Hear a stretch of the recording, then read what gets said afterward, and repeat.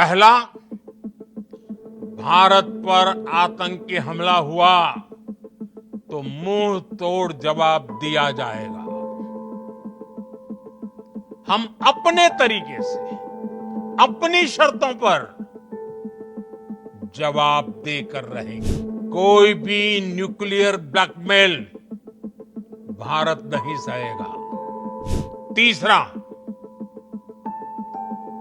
हम आतंक की सरपरस्त सरकार और आतंक के आकाओं को अलग अलग नहीं देखेंगे।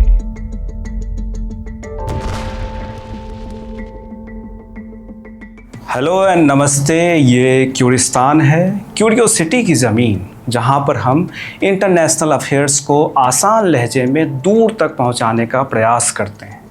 मैं अभिषेक हूँ, आयुष का आईआर वाला दोस्त। आयुष साइंस की कुछ दिलचस्प कहानियाँ लाने में जुटा है। वो क्यूरिस्तान का भी साथी है। जब तक उसको फुर्सत होती है तब तक मैं आपसे बात कर लेता हूँ। आज मैं आपको हफ्ते भर की कुछ बड़ी घटनाओं के बारे में बताऊँगा। शुरुआत करेंगे भारत पाकिस्तान कॉन्फ्लिक्ट से। इंडियन आर्मी का ऑपरेशन सिंदूर एक एक्सेप्शनल मिशन था। इसने एक न्यू नॉर्मल स्थापित किया है। अगर पाकिस्तान भारत में टेरर अटैक करवाता है तो उसका मुंह तोड़ जवाब दिया जाएगा। इस ऑपरेशन से ये भी एस्टैब्लिश हुआ कि कोई भी टारगेट भारत की पहुंच से दूर नहीं है और आगे कोई भी मिस एडवेंचर बर्दाश्त नहीं किया जाएगा। इंडियन आर्मी ने 11 मई को प्रेस कॉन्फ्रेंस कर अपनी पॉलिसी स्पष्ट कर दी। कुछ माइक ड्रॉप मोमेंट्स देखिए। Our aim was not to inflict casualties, but in case there have been, it is for them to count. Our job is to hit the target, not to count the body bags. This time, if Pakistan dare take any action, and Pakistan knows it, what we are going to do. That's all. और उस funeral में और कौन कौन लोग attend कर रहे थे वो तो आपने देखा ही। तो आप लोग सब समझदार हैं और मुझे ये कहने की जरूरत नहीं है कि इन लोगों को कहां से सपोर्ट मिल रहा है। अगर नहीं मिल रहा होता तो ऑपरेशन सिंदूर नहीं होता। तो उसी की वजह से है ये ऑपरेशन। 11 मई की प्रेस कॉन्फ्रेंस के कुछ मेजर पॉइंट्स ये रहे। इंडियन आर्मी ने जो भी टारगेट तय किए थे उनको पूरा कर लिया गया है। ऑपरेशन सिंदूर में शामिल इंडियन एयरफोर्स के सभी जवान सुरक्षित हैं। कुछ नुकसान भी हुआ है, ऐसा प्रेस कॉन्फ्रेंस में इशारा किया गया। उसके बारे में आगे पुख्ता जानकारी दी जाएगी, ऐसा बताया गया है। ऑपरेशन सिंदूर के दौरान इंडियन नेवी कराची पर हमले के लिए तैयार थी, लेकिन स्थिति वहां तक नहीं पहुंची। वे अभी भी ऑपरेशनल पोजीशन में तैनात हैं। This time, if Pakistan dare take any action, and Pakistan knows it, what we are going to do. That's all. Operation Sindoor में 100 से ज़्यादा आतंकवादियों की मौत हुई है। उनमें कई हाई वैल्यू टारगेट्स थे। उनके जनाजे में पाकिस्तान सरकार और पाकिस्तान आर्मी के कई सीनियर लोग शामिल हुए। ये स्टेट और आतंकवादियों के बीच सांठगांठ को दिखाने के लिए काफ़ी है। टेररिज्म पाकिस्तान की स्टेट पॉलिसी का हिस्सा रहा है। ऑपरेशन सिंदूर के दौरान उसके रक्षा मंत्री ने लाइव टीवी और संसद में यह बात स्वीकार की। वैसे पाकिस्तान पोषित आतंकवाद के सबूत हर जगह उपलब्ध हैं। इसको पूरी दुनिया जानती है और भुगत भी चुकी है पहले। ऑपरेशन सिंदूर के तहत पाकिस्तान के कब्जे वाले कश्मीर और पाकिस्तान की सीमा के अंदर मौजूद टेरर कैंप्स को निशाना बनाया गया। लेकिन पाकिस्तान ने बदला लेने के लिए भारत के सिविलियंस और मिलिट्री साइट्स पर हमले किए। इसके बाद ही इंडियन आर्मी ने पाकिस्तान के 10 से ज़्यादा एयर बेसेस पर बमबारी की और इसके सबूत भी प्रेस कॉन्फ्रेंस में दिखाए गए। इस कार्रवाई में पाकिस्तान के 35 से 40 फौजी अफसर मारे गए हैं। ऑपरेशन सिंदूर में भारतीय सेना के 5 जवान भी शहीद हुए हैं। इसके अलावा लगभग 20 आम नागरिकों की जान गई है। 50 से ज़्यादा लोग घायल हैं। चूँकि पाकिस्तान पर कभी भी पूरा भरोसा नहीं किया जा सकता, इसीलिए इंडियन आर्मी अभी भी ऑपरेशनल पोजीशन में तैनात है। वे पाकिस्तान की किसी भी नापाक हरकत का जवाब देने के लिए तैयार है। 11 मई की रात इंडियन आर्मी के बाद पाकिस्तानी सेना ने भी प्रेस कॉन्फ्रेंस की। वैसे उनको 8:30 बजे ये एड्रेस करना था, लेकिन जब इंडियन आर्मी की प्रेस कॉन्फ्रेंस हुई तो उन्होंने इसको 2 घंटे आगे खिसका दिया। और जब प्रेस कॉन्फ्रेंस हुई तो उसमें झूठ, भरम और धोखे के सिवा बहुत काम की जानकारी नहीं थी। पाकिस्तान ने दावा किया कि उसके ड्रोन नई दिल्ली तक उड़ रहे थे। न तो भारत सरकार और न किसी इंडिपेंडेंट रिपोर्ट पे इसकी पुष्टि हुई है। DGISPR ने एक इंडियन न्यूज चैनल की क्लिप भी दिखाई और दावा किया कि भारत के एयरबेसेस को काफी नुकसान हुआ है। जब पड़ताल हुई तो पता चला कि उसमें पाकिस्तान में हुई तबाही की बात हो रही थी। पाकिस्तान फौज ने यह भी कबूल किया कि उनके कब्जे में कोई भी भारतीय पायलट नहीं है, जबकि उन्हीं के सूत्रों के हवाले से अल जजीरा ने इस झूठे दावे की पुष्टि कर दी थी। आप अंदाजा लगा सकते हैं कि इंटरनेशनल मीडिया किस तरह से प्रोपेगेंडा फैलाता है। पाकिस्तान ने प्रेस कॉन्फ्रेंस में और भी कई बड़े बड़े दावे किए, लेकिन उनके पास एक भी पुख्ता सबूत नहीं था। वे ट्रस्ट मी ब्रो वाली थ्योरी पर चल रहे थे। इसी पाकिस्तान के रक्षा मंत्री ख्वाजा आसिफ से जब इंडियन प्लेन्स के बारे में सबूत मांगा गया था तो उन्होंने सोशल मीडिया का हवाला दे दिया था। आप भी देखिए। Where's the evidence for that, sir? It's all over the social media, on Indian social media, not on our social media. Pakistan ने सोशल मीडिया पर भी सिस्टमेटिक ढंग से मिस इन्फॉर्मेशन कैंपेन चलाया। ऑपरेशन सिंदूर के तुरंत बाद उसने एक्स पर लगा बैन हटा लिया और फेक आइडेंटिटी के साथ अपने पक्ष में नैरेटिव गढ़ने की कोशिश की। उसका पूरा जोर खुद को विक्टिम साबित करने पर था, जबकि वो कई दशकों से अपने यहाँ आतंकवादियों को पाल और पोस रहा है। 2011 में अमेरिका की तत्कालीन विदेश मंत्री हिलेरी क्लिंटन ने समझाया भी था, you can't keep snakes in your backyard and expect them only to bite your neighbours. यानी अपने घर में सांप पालकर ये उम्मीद रखना बेमानी है कि वो सिर्फ तुम्हारे पड़ोसियों को काटेगा। ये पाकिस्तान के संदर्भ में उन्होंने कहा था और इस्लामाबाद में कहा था। 2018 में इसी को आधार बनाकर डोनाल्ड ट्रंप सरकार ने पाकिस्तान को दी जाने वाली मदद रोक दी थी। अगर पाकिस्तान ये दावा करता है कि वो आतंकवाद का पीड़ित है तो वो भरमाने का तरीका भर हो सकता है, सत्य कभी नहीं। पाकिस्तान आतंकवाद का सबसे बड़ा एक्सपोर्टर रहा है। 1980 के दशक में सोवियत अफगान वॉर हो या 2001 में शुरू हुआ वॉर ऑन टेरर, दोनों में पाकिस्तान ने वेस्ट और अरब देशों से पैसे लिए और उसका इस्तेमाल आतंकी गुटों को तैयार करने में किया। उन्हें अपने यहाँ ट्रेन किया, शरण दी और उनके जरिए अपने दुश्मन देशों में अशांति फैलाने का काम किया। ऐसे कई उदाहरण आपको मिल जाएंगे। कुछ बड़े नाम आपको बताते हैं। 9/11 हमले का मास्टरमाइंड खालिद शेख मोहम्मद मार्च 2003 में रावलपिंडी से गिरफ्तार हुआ था।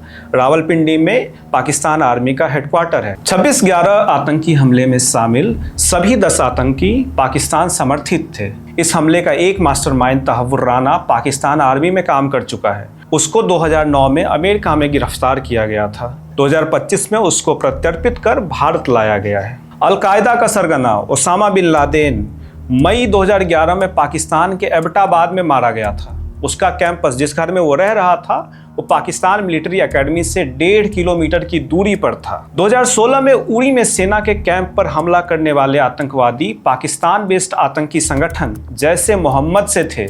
इस हमले के बाद इंडियन आर्मी ने पाकिस्तान में सर्जिकल स्ट्राइक की थी। 2019 में पुलवामा हमले की जिम्मेदारी जैसे मोहम्मद ने ली थी। इस हमले के बाद भी भारत ने सर्जिकल स्ट्राइक किया था। मसूद अजहर, हाफिज सईद और साजिद मीर जैसे ग्लोबल टेररिस्ट आज भी पाकिस्तान में बैठे हैं और उन्हें पाकिस्तान सरकार की सह मिल रही है। हालिया घटना जिसके बाद ऑपरेशन सिंदूर चलाया गया वो 22 अप्रैल 2025 की है, जब आतंकवादियों ने पहलगाम में 26 लोगों की हत्या कर दी। ये मुंबई अटैक के बाद भारत में सिविलियंस पर हुआ सबसे बड़ा आतंकी हमला था। इस हमले की जिम्मेदारी द रेसिस्टेंस फ्रंट ने ली। ये लश्कर-ए-तैयबा का ऑफशूट है। दोनों को भारत ने आतंकवादी संगठन का दर्जा दिया हुआ है। जब भारत ने पाकिस्तान पर दबाव बनाना शुरू किया तब टीआरएफ ने अपना नाम पीछे खींच लिया। उसने कहा कि हमारा अकाउंट हैक हुआ था, पहलगाम अटैक से हमारा कोई लेना देना नहीं है। ये 3 दिन बाद उन्होंने किया। पाकिस्तान ने पूरा जोर लगाकर टीआरएफ का नाम United Nations security council UNSC के स्टेटमेंट से भी हटवाया। इससे टीआरएफ और पाकिस्तान सरकार के बीच साठगांठ का भी पता चलता है। पहलगाम टेरर अटैक में पाकिस्तान का लिंक मिलते ही भारत ने जवाबी कार्रवाई शुरू की। उसने इंडस वाटर ट्रीटी को निलंबित कर दिया, पाकिस्तानी नागरिकों को भारत छोड़ने के लिए कहा गया और डिप्लोमेटिक संबंधों का स्तर घटा दिया गया। भारत ने ये अपील भी की कि पाकिस्तान हमले में शामिल आतंकवादियों और आतंकी गुटों के खिलाफ कार्रवाई करे, लेकिन पाकिस्तान का पूरा जोर इसको नकारने पर था। उसका रवैया 3 लेवल पर बटा हुआ था। एक तरफ पाकिस्तान पहलगाम अटैक की जांच कराने की बात कर रहा था, दूसरी तरफ टीआरएफ को डिफेंड करने में लगा था और तीसरी तरफ वो भारत को न्यूक्लियर अटैक की धमकी भी दे रहा था। मई की शुरुआत में उसने लाइन ऑफ कंट्रोल यानी एलओसी पर फायरिंग शुरू कर दी और दिनों दिन इसकी तीव्रता बढ़ाने लगा। ऐसे में ऑपरेशन सिंदूर अवश्यंभावी हो चुका था। 6 और 7 मई की दरमियानी रात भारत ने 9 टेरर कैंप्स को निशाना बनाया। पाकिस्तान ने इसके जवाब में भारत में हमला शुरू कर दिया। यहाँ से तनाव बढ़ता गया। अगले 4 दिनों तक फुल फ्लेज वॉर की आशंका बनी रही। फिर अचानक मामला शांत हो गया। 10 मई की दोपहर पाकिस्तान के डीजीएमओ ने हॉटलाइन पर भारत के डीजीएमओ को मैसेज भेजा। भारत का कहना है कि वहां से सीज फायर का प्रपोजल आया था। इसके बाद 10 मई की शाम 5 बजे से संघर्ष विराम लागू हो गया। संघर्ष विराम लागू होने के कुछ घंटे बाद ही पाकिस्तान ने इसका उल्लंघन भी किया, लेकिन उसको उसका करारा जवाब मिला। भारत का आधिकारिक पक्ष ये है कि बॉर्डर पर हालात अभी नॉर्मल हैं और भारतीय सेना पाकिस्तान के हर कदम की निगरानी कर रही है। अगर उन्होंने कोई गड़बड़ की तो उसका जवाब दिया जाए। इसके अलावा पहलगाम हमले के बाद लगाए गए प्रतिबंध अभी भी बरकरार है। मैं स्पष्ट शब्दों में कह देना चाहता हूं कि हमारी सभी मिलिट्री बेसेस और सारे इक्विपमेंट और सिस्टम्स ऑपरेशनल हैं और जरूरत पड़ने पर अपने अगले मिशन के लिए तैयार हैं और तत्पर भी हैं। अब ये समझते हैं कि ऑपरेशन सिंदूर क्यों जरूरी था और इससे भारत को हासिल क्या हुआ। Number 1, messaging. Pakistan sponsor terrorism पिछले कई दशकों से भारत को परेशान कर रहा है। 2016 में भारत ने पाकिस्तान के खिलाफ एक निर्णायक पलटवार किया था जब उसने उरी अटैक के जवाब में सर्जिकल स्ट्राइक की थी। 2019 में पुलवामा अटैक के बाद भारत ने दूसरी बार सर्जिकल स्ट्राइक की, लेकिन दोनों दफा जवाबी कार्रवाई लिमिटेड स्केल पर थी। ऑपरेशन सिंदूर में भारत ने पीओके के साथ साथ पाकिस्तान के अंदर भी टारगेट हिट किए। उसने दिखाया कि हम कहीं भी किसी भी वक्त पहुंच सकते हैं और कोई भी टारगेट हमारी पहुंच से दूर नहीं है। एक और बात, पहलगाम टेरर अटैक से हफ्ते भर पहले पाकिस्तान के आर्मी चीफ आसिम मुनीर ने एक भाषण दिया था। इसमें उन्होंने हिंदुओं और मुस्लिमों को अलग अलग बताया था। उनका मकसद दोनों धर्मों के बीच खाई पैदा करना था। पहलगाम अटैक में शामिल आतंकवादियों का इरादा भी यही था। ऑपरेशन सिंदूर के बाद भारत ने कर्नल सोफिया कुरैशी और विंग कमांडर व्योमिका सिंह को प्रेस ब्रीफिंग की जिम्मेदारी दी। It was a direct message to them. Bharat एक था, एक है और एक रहेगा। ऑपरेशन सिंदूर की दूसरी वजह, बर्डन ऑफ प्रूफ। अभी तक ये होता आ रहा था कि पाकिस्तान आतंकी हमले की जांच की बात कहकर मामला टाल देता था और सबूत जुटाने की जिम्मेदारी पीड़ित पक्ष पर थोप दिया करता था। 2008 में मुंबई हमले और 2016 में पठानकोट एयरबेस अटैक के बाद भारत ने सबूत दिए भी थे। पठानकोट में तो पाकिस्तानी जांच टीम को अटैक वाली जगह का एक्सेस भी दिया गया था, लेकिन उसका कोई नतीजा नहीं निकला। पाकिस्तान सबूतों पर कुंडली मारकर बैठ गया और उसने अपने ढर्रे पर चलना जारी रखा, इसलिए उस पर भरोसा बहुत किया नहीं जा सकता था। 8 मई को एक प्रेस कॉन्फ्रेंस में विदेश सचिव विक्रम मिस्री ने इस पर भी जवाब दिया था। सुनिए। Has not been positive, and it certainly doesn't give us the confidence now to take at face value Pakistani assertions of wishing to participate in a joint investigation. These are just delaying tactics, these are just stonewalling tactics, and in fact there is reason to believe that Pakistan uses the evidence that we provide only to cover its tracks and in fact defend the terrorists who we are looking for. तो इस बार हुआ ये कि भारत ने बाजी पलट दी। उसने पाकिस्तान का इन्वॉल्वमेंट दुनिया के सामने जाहिर किया और सीधे उसके खिलाफ कार्रवाई शुरू की। अब तीसरे पॉइंट पर आते हैं। पहलगाम टेरर अटैक के जरिए भारत को बांटने की साजिश रची गई थी। विदेश मंत्रालय ने अपनी पहली प्रेस ब्रीफिंग में ये बात मानी। पाकिस्तान भी इसी मकसद से काम कर रहा था, लेकिन उसकी साजिश कामयाब नहीं हो पाई। पहलगाम हमले के बाद पूरा देश कार्रवाई की मांग कर रहा था। विपक्ष ने एक सुर में सरकार और सेना का सपोर्ट किया। हर कोई आतंकवाद के खिलाफ खड़ा हुआ। ऐसी एकजुटता बहुत कम मौक़ों पर दिखती है। अपार्ट फ्रॉम पॉलिटिक्स, भारत को ऐसा ही होना चाहिए, मुश्किल वक्त में एकजुट और अटूट। इंडियन आर्मी ने ऑपरेशन सिंदूर चलाकर इस एकजुटता को और पुख्ता किया। अब जबकि भारत पाकिस्तान तनाव कम हो चुका है, दोनों तरफ नॉर्मलसी लौट रही है और आगे की राह तलाशी जा रही है, कुछ सवाल अभी भी बाकी रह गए हैं। उम्मीद है कि सरकार बहुत जल्द उनका जवाब लेकर भी जनता के सामने आएगी। ये अभी भी डेवलपिंग सिचुएशन है, आने वाले समय में और भी अपडेट्स आने की उम्मीद है। तब तक के लिए भारत सरकार के ऑफिशियल स्टेटमेंट पर नज़र बनाए रखिए। अब कुछ और बड़े समाचार देख लेते हैं जो भारत पाकिस्तान कॉन्फ्लिक्ट में दब कर रह गए। पहला समाचार बांग्लादेश से है। बांग्लादेश की अंतरिम सरकार अपना असली रंग दिखाने लगी है। वे जिस लोकतंत्र और मानवाधिकार का हवाला देकर सत्ता में आए थे, उसी को खिड़की से बाहर फेंकने में जुट गए हैं। 10 मई को बांग्लादेश में आवामी लीग पर बैन लगा दिया गया। कहा गया है कि आवामी लीग सैकड़ों प्रोटेस्टर्स की हत्या की जिम्मेदार है। जब तक उसके नेताओं को सजा नहीं मिल जाती, तब तक पार्टी कोई काम नहीं कर सकती है। आवामी लीग बांग्लादेश की सबसे पुरानी पार्टियों में से है। इसने बांग्लादेश की आज़ादी में सबसे अहम भूमिका निभाई थी। आज़ादी के बाद आवामी लीग के नेता शेख मुजीबुर रहमान पहले प्रधानमंत्री और राष्ट्रपति बने थे। आवामी लीग ने 1971 से 1975, 1996 से 2001 और 2009 से 2024 तक सरकार चलाई। यानी बांग्लादेश के इतिहास में लगभग आधा समय इसी पार्टी का शासन रहा। फिर अगस्त 2024 में उनका तख्ता पलट कर दिया गया। तत्कालीन प्रधानमंत्री शेख हसीना को देश छोड़कर भागना पड़ा।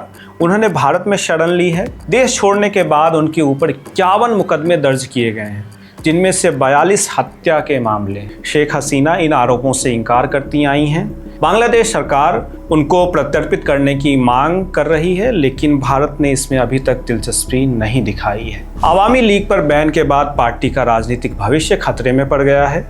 बांग्लादेश में 2025 के अंत या 2026 की शुरुआत में चुनाव कराया जा सकता है। अगर आवामी लीग इसमें पार्टिसिपेट नहीं कर पाई तो बांग्लादेश में तानाशाही और एंटी इंडिया सरकार की आशंका बढ़ जाएगी। दूसरा समाचार स्विट्जरलैंड से है। ग्लोबल ट्रेड में दिलचस्पी रखने वालों के लिए ये काफ़ी अहम खबर है। अमेरिका और चीन ने टैरिफ वॉर से पीछे हटने का फैसला किया है। दोनों देशों के टॉप अधिकारी स्विट्जरलैंड में मीटिंग कर रहे थे। 12 मई को डिसाइड हुआ कि दोनों देश 90 दिनों के लिए 115% टैरिफ कम करेंगे। अमेरिका ने चीन पर 145, जबकि चीन ने अमेरिका पर 125% टैरिफ लगा रखा है। अब अगले 3 महीनों के लिए अमेरिका का टैरिफ 30% और जबकि चीन का टैरिफ 10% रहेगा। इस दौरान दोनों देश लॉन्ग टर्म सॉल्यूशन पर बातचीत जारी रखेंगे। अमेरिका और चीन का टैरिफ वॉर 2 अप्रैल को शुरू हुआ था, जब डोनाल्ड ट्रंप ने दुनिया भर के देशों पर 10 से 49% तक का टैरिफ लगाने का ऐलान किया था। बाकी देशों ने तुरंत बातचीत शुरू कर दी थी, लेकिन चीन ने काउंटर टैरिफ लगाने का फैसला किया, जिसके बाद ट्रेड वॉर तेज होता गया। फिर मई में दोनों ने बैठकर मसला सुलझाने की तरफ ध्यान दिया और इस तरह नई सहमति तैयार हुई है। अमेरिका और चीन दुनिया की 2 सबसे बड़ी इकॉनमी वाले देश हैं। ये दोनों भारत के सबसे बड़े ट्रेड पार्टनर्स भी हैं। उनके बीच सहमति भारत के लिए भी राहत की बात है। टैरिफ और ऐलान के बाद ग्लोबल मार्केट्स में भारी उछाल देखा जा रहा है। इस हफ्ते कुछ और बड़ी घटनाएं घट रही हैं, जैसे अमेरिकी राष्ट्रपति डोनाल्ड ट्रंप 13 मई से सऊदी अरब के दौरे पर हैं। दूसरे कार्यकाल में उनका पहला प्रॉपर विदेशी दौरा है। वैसे बीच में उन्हें वेटिकन सिटी जाना पड़ा था पोप फ्रांसिस के फ्यूनरल के लिए। डोनाल्ड ट्रंप सऊदी अरब के बाद कतर और यूएई भी जाएंगे। ये दौरा इसलिए भी दिलचस्प है क्योंकि इजराइल उनके प्लान का हिस्सा नहीं है। आमतौर पर ऐसा नहीं होता था। पिछले कुछ दिनों से ट्रंप और नेतन्याहू के बीच तनाव की रिपोर्ट्स आ रही हैं। ये पावर प्ले मिडिल ईस्ट में कई नए गुल खिला सकता है। अब अगले अपडेट की तरफ चलते हैं। 15 मई को यूक्रेन के राष्ट्रपति वोलोदिमीर जेलेंस्की तुर्की जा रहे हैं। उन्होंने बोला है कि मैं वहां पर रूस के राष्ट्रपति व्लादिमीर पुतिन का इंतजार करूंगा। इससे पहले पुतिन ने यूक्रेन के साथ डायरेक्ट बातचीत का इशारा दिया था, लेकिन वो तुर्की पहुंचेंगे या नहीं ये देखने वाली बात होगी। खबरों का सिलसिला यहीं पर रोकते हैं। अब रिकमेंडेशन की बारी। मैं इस हफ्ते जो किताबें पढ़ रहा हूँ उनमें से एक है Mao the unknown story. Jung Chang और जॉन हॉलिडे ने लिखी है। ये चीनी शासक माओ जेडोंग पर मौजूद सबसे डिटेल्ड और ऑथेंटिक अकाउंट्स में से एक है। दूसरी किताब है स्टीवन विल्किंसन की army and the nation, the military and Indian democracy since independence. ये किताब बताती है कि एक ही खित्ते से निकले भारत और पाकिस्तान एक दूसरे से इतने अलग कैसे हुए। जहां भारत में आर्मी डेमोक्रेटिक सेटअप का हिस्सा बनी, उसने डेमोक्रेसी को अपहोल्ड रखा, वहीं पाकिस्तान में फौज सारी संस्थाओं पर कब्जा करके बैठ गई। उसने डेमोक्रेसी को अपना पायदान बना लिया। ये कैसे और क्यों हुआ, आर्मी एंड द नेशन इसी की पड़ताल करती है। देखने की बात करूं तो 2 डॉक्यूमेंट्रीज का जिक्र करना चाहूँगा। पहली है टर्निंग पॉइंट वियतनाम वॉर। असल में ये एक डॉक्यू सीरीज है 5-6 पार्ट्स में मेरे ख्याल से। वियतनाम वॉर के ओरिजिन से लेकर इसके अंत तक की कहानी ये बयां करती है। इसमें आपको काफ़ी हद तक अमेरिका का पॉइंट ऑफ व्यू मिलेगा, लेकिन इसको बैलेंस रखने की भी पूरी कोशिश की गई है। ये सीरीज नेटफ्लिक्स पर उपलब्ध है। दूसरी डॉक्यूमेंट्री है buy now the shopping conspiracy. ये भी नेटफ्लिक्स पर है। 84 मिनट की इस डॉक्यूमेंट्री में मार्केटिंग गिमिक्स और मैनिपुलेशन की पड़ताल की गई है। कैसे मार्केट हमारे शॉपिंग बिहेवियर को कंट्रोल करता है, इस पर बहुत सारी चौंकाने वाली जानकारी आपको मिलेगी और बहुत काम की जानकारी भी है। आप भी बताइए, आप इन दिनों क्या देख, सुन या पढ़ रहे हैं। आपको ये वीडियो कैसा लगा हमें ज़रूर बताएं। अगर कोई जानकारी काम की लगी हो तो वीडियो को लाइक और शेयर करें और क्यूरिस्तान को सब्सक्राइब भी कर लें। क्यूरिस्तान लैंड ऑफ क्यूरियोसिटी से बना है। ये जिज्ञासा की ज़मीन है। यहाँ पर इंटरनेशनल अफेयर्स की और भी दिलचस्प और ज़रूरी खबरें, किस्से, कहानियाँ और इंटरव्यूज़ देखने को मिलेंगे। जो भी रिसोर्सेज हमारे पास उपलब्ध हैं उसमें हम आप तक अपना बेस्ट पहुँचाने की कोशिश करेंगे। साथ बने रहिएगा। आपका साथ हमें हिम्मत और भरोसा देता है। आज के लिए बस इतना ही। फिर मिलेंगे। शुक्रिया।